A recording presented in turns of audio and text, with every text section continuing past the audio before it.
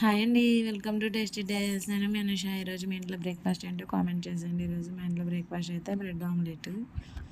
పిల్లలకి నైట్ అంతా హెల్త్ బాగాలేదు, దానివల్ల పొద్దున్న లేసి తొందరగా అయిపోయే బ్రేక్ఫాస్ట్ ఏదైనా చేసేద్దామని చెప్పి ఇదైతే ప్రిపేర్ చేసేస్తున్నాను.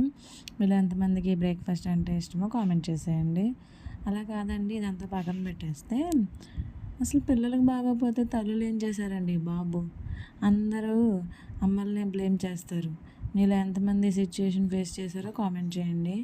నేనైతే మా పేరెంట్స్తో, మా ఆయన వాళ్ళ పేరెంట్స్తో, మా ఆయనతో, అందరితో అనిపించుకోవాల్సి వస్తుంది. మీరు కూడా ఎప్పుడైనా ఎట్లా బాధపడ్డారా? బాధపడితే కామెంట్ చేయండి.